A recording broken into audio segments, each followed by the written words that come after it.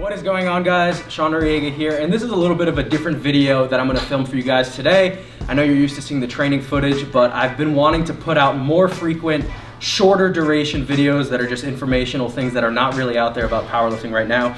And today, I'm going to talk about deadlift slippers. So a lot of you guys wear deadlift slippers in lieu of shoes because you want to be as low to the ground as possible. If you pull sumo, you want those shoes that have grip while still being as low to the ground as possible. A lot of people use wrestling shoes to get good grip, but the big issue with that is that the sole is big enough that it affects the starting position. Now, if you pull conventional, any shoe really is going to work fine in terms of being a slipper because you don't have to worry about that lateral pressure or slipping over the shoe. A lot of the common choices for deadlift slippers are a Notorious Lift, used to be the metal slippers, which are recently banned, of course, for political reasons. But I'm here to talk about why I think the best deadlift slipper that you've never heard of is the IWA gymnastic slipper, IWA. This is the 507 model of them. And I think that these are the best deadlift slippers because of both the shape of them as well as the grip on the bottom. So the reason I'm not a huge fan of slippers like the A7 or Notorious Lifts, I want to make a disclaimer. Joe and A7, you know, both businesses, they're fantastic people.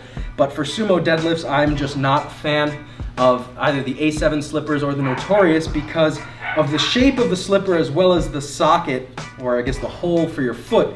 It lends itself to really rolling over the outside of it, and that causes a lot of trouble with traction and being able to produce force. So the reason that these slippers are so great is because the shape of them is slightly slanted, and the geometry of where you put your foot into it, it doesn't really roll over the side. There's more material, I don't know if you could zoom in a little bit, Nick.